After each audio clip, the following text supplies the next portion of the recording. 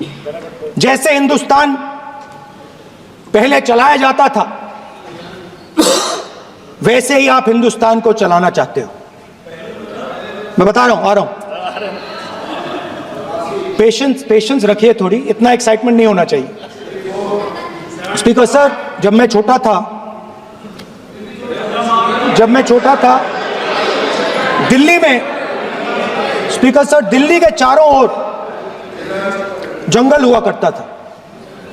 जो आज यहां रहते हैं उनको ताज्जुब होगा कि एम्स के बिल्कुल बगल में जंगल शुरू होता था। जहां रेलवे म्यूजियम है वहां पे जंगल शुरू होता था। वैसे ही जंगल में,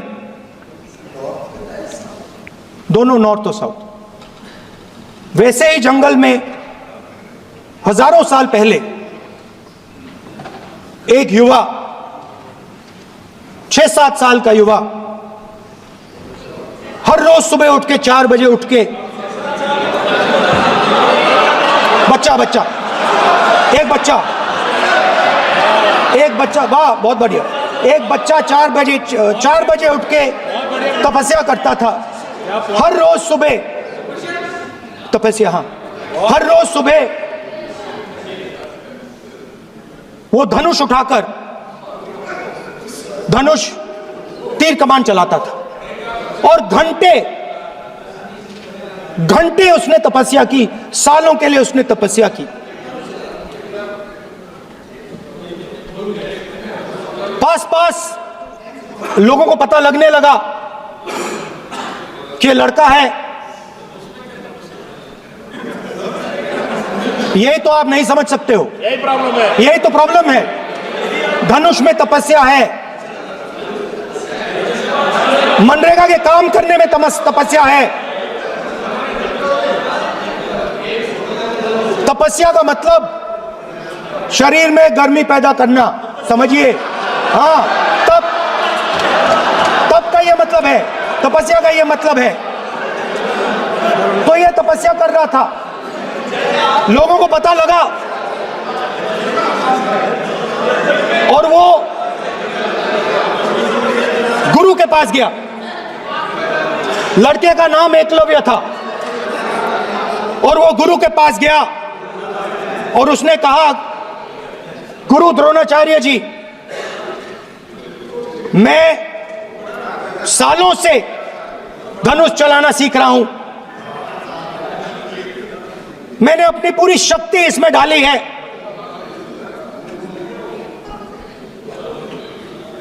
आप मेरी मदद कीजिए, आप मेरे गुरु बनिए। द्रोणाचार्य जी ने एकलव्य को कहा कि आप ऊंची जात के नहीं हो, आप ऊंची जात के नहीं हो, आप द्विजा नहीं हो, मैं आपका गुरु नहीं बनूंगा, यहां से तुम चले जाओ। और एकलव्य चला गया। फिर से एकलव्य ने तपस्या शुरू की, कुछ साल बाद द्रोणाचार्य जी और पांडव उसी जंगल से निकले। एक कुत्ता भौंक रहा था, कहानी आपने सुनी है, सुना देता हूं। कुत्ता भौंक रहा था, अचानक कुत्ते की आवाज शांत हो गई। द्रोणाचार्य जी और पांडव पास गए और उन्होंने देखा कि तीरों के जाल में कुत्ता फंसा हुआ था।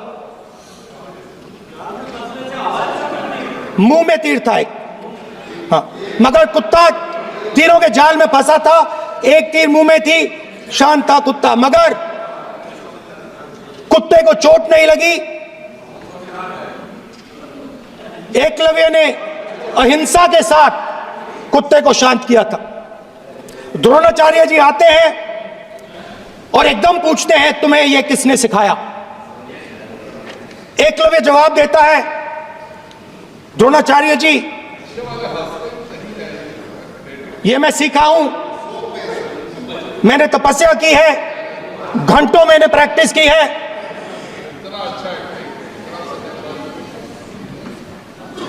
आपने मुझे गुरु बनने से मना किया था, तो मैंने एक मूर्ति, मट्टी की मूर्ति सामने रखी और मैंने प्रैक्टिस की और मैं सीखा। द्रोणाचार्य जी खुश नहीं हुए। द्रोणाचार्य जी ने एकदम कहा, तुम्हें मुझे गुरु दक्षिणा देनी है। नहीं नहीं, ये आपकी स्टोरी है, ये आपकी स्टोरी है। मेरी स्टोरी है कि द्रोणाचार्य ने पूछा।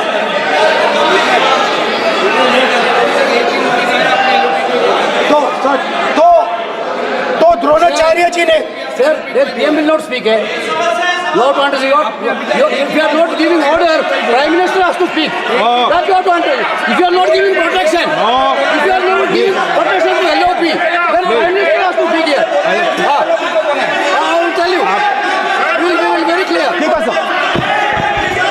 माननीय सदस्य, आपको मैंने कई बार कहा, आप धमकी शब्दों में मत बोला करिए। एक मिनट क्या थी? द्रोणाचार्य जी ने, कार्य मंत्री बोल रहे, कितना डिस्टर्बेंस कर रहे थे। द्रोणाचार्य जी ने कहा कि मुझे आप गुरु दक्षिणा दीजिए। मेरी स्पीच ले ली आपने। तो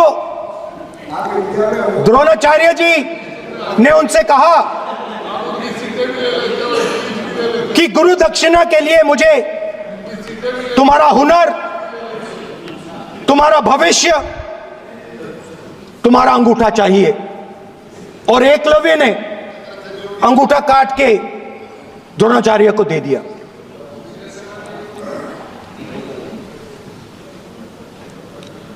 यह अभय मुद्रा है।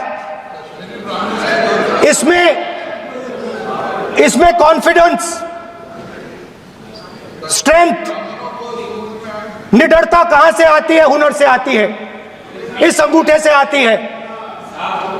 ये लोग इसके खिलाफ हैं। जैसे द्रोणाचार्य जी ने एकलव्य का अंगूठा काटा, वैसे ही आप पूरे देश का अंगूठा काटने में लगे हुए हो। आप जैसे ही एकलव्य का, जैसे द्रोणाचार्य जी ने एकलव्य का अंगूठा काटा, वैसे ही आप हिंदुस्तान के युवाओं का, जैसे ही एकलव्य ने,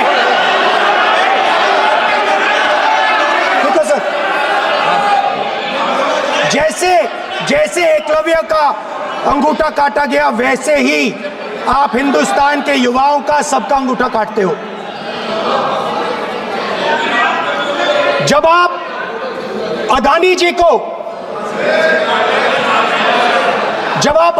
को धारावी देते हो,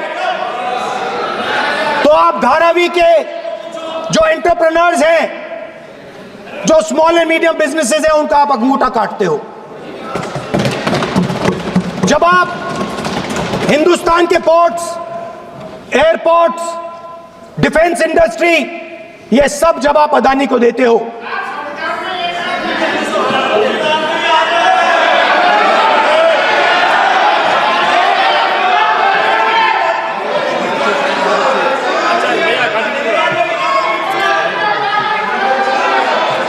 हिंदुस्तान के सारे जो फेयर प्ले बिजनेसेस हैं, जो ईमानदारी से काम करते हैं, आप उन सब का अंगूठा काटते हो जब आप अदानी की मदद करते हो। कॉन्स्टिट्यूशन में लैटरल एंट्री कर आप हिंदुस्तान के युवाओं का, पिछड़ों का, गरीबों का अंगूठा काटते हो।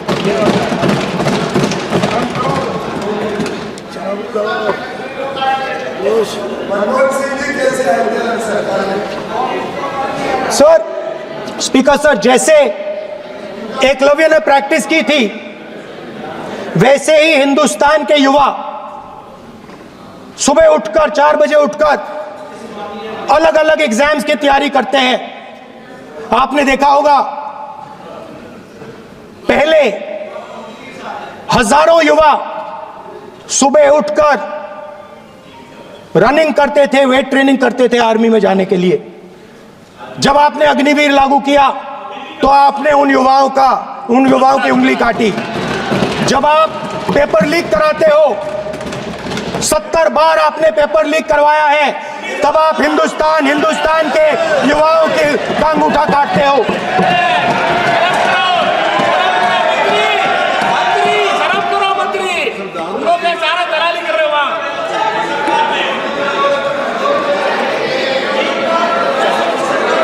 आज बाहर, दिल्ली के बाहर आपने किसानों पर टीयर गैस चलाया है, आपने किसानों पर लाठीचार्ज किया है।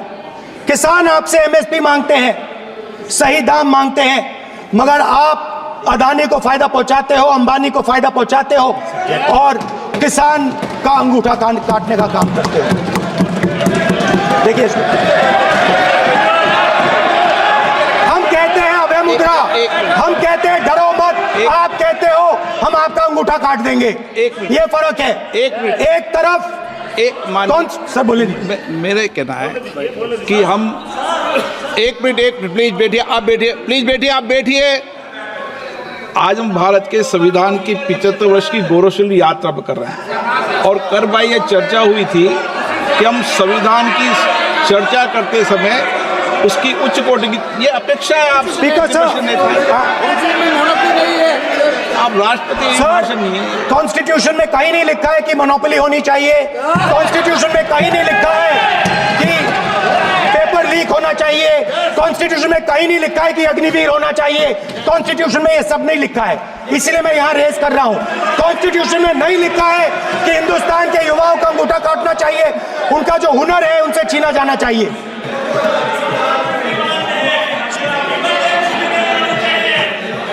बैठे बैठे कर रहे हैं सर, 5 बजे अब भी बैठे बैठे करेंगे। अब कुछ नहीं बोलना है उसको।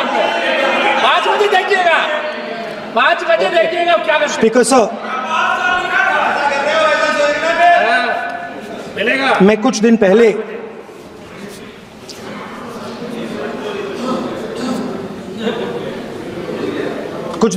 मैं हाथरस गया। कुछ दिन पहले मैं हाथरस गया। हाथरस में 4 साल पहले एक लड़की का बलात्कार होता है।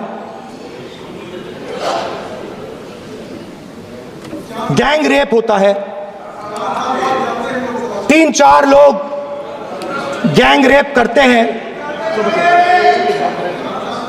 मैं 2-3 दिन पहले उस लड़की के परिवार के घर में गया।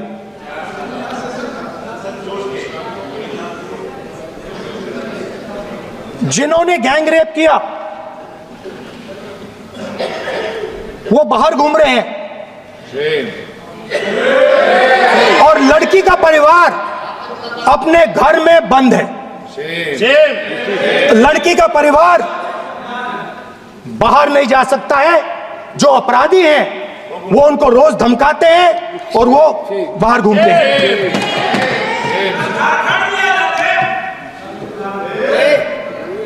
परिवार ने मुझे बताया कि बेटी का जो अंतिम संस्कार था वो भी नहीं करने दिया और चीफ मिनिस्टर ने इसके बारे में खुलकर मीडिया में झूठ बोला है। ये कॉन्स्टिट्यूशन में कहां लिखा है? ये कॉन्स्टिट्यूशन में कहां लिखा है कि जो बलात्कार करते हैं वो बाहर रहे और जिसका रेप हुआ है, जिसके परिवार, उस परिवार को बंद कर दिया जाए? कहां लिखा है कॉन्स्टिट्यूशन में? ये आपकी किताब में लिखा हुआ है, मनुस्मृति में लिखा है, मगर कॉन्स्टिट्यूशन में नहीं लिखा। और अगर आप कहते हो कि यूपी में आपका राज है और वहां पे कॉन्स्टिट्यूशन नहीं लागू होता है, वहां पे मनुस्मृति लागू हो रही है।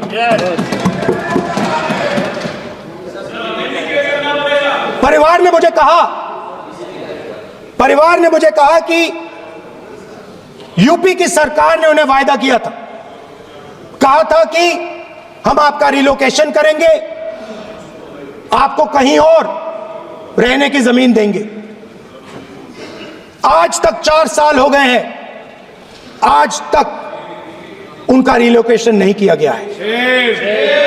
और हर रोज उन्होंने मुझे फोटो दिखाई, वो बाहर निकलते हैं और जिन्होंने बलात्कार किया वो धमकाते हैं उनको।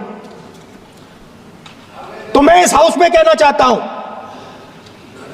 कि अंबेडकर जी के संविधान वाले लोग, इंडिया गठबंधन वाले लोग, हम सब मिलकर उस परिवार का रिलोकेशन हम करेंगे अगर आप नहीं करोगे तो। और हिंदुस्तान के हर गरीब व्यक्ति को हम ये कहना चाहते हैं, आपकी रक्षा कॉन्स्टिट्यूशन करता है और ये बीजेपी के लोग कॉन्स्टिट्यूशन पर 24 घंटा आक्रमण करते रहते हैं। कॉन्स्टिट्यूशन में लिखा है prohibition of discrimination on grounds of religion, race, caste, sex और place of birth. The state shall not discriminate against any citizen on grounds only of religion, race, caste, sex, place of birth or any of them. Some days back, youngsters from Sambal came to see me. Innocent people, they had done nothing. They were just, वो बस पास में थे, 5 लोगों को गोली मार के हत्या कर दी। ये कहां लिखा है कॉन्स्टिट्यूशन में? ये कहां लिखा है? कॉन्स्टिट्यूशन में तो लिखा है prohibition of discrimination of grounds of religion. और जहां भी आप जाते हो, एक धर्म को दूसरे धर्म से लड़ाते हो, नफरत फैलाते हो। कहां लिखा है कॉन्स्टिट्यूशन में? कहां लिखा है कॉन्स्टिट्यूशन में कि एक धर्म को दूसरे धर्म से लड़ाना है? कहां लिखा है कॉन्स्टिट्यूशन में कि दलित परिवार को बंद करके अंदर रखना है और उनके अपराधियों को बाहर घूमने देना है? कौन से कॉन्स्टिट्यूशन में लिखा है? मुझे दिखाइए।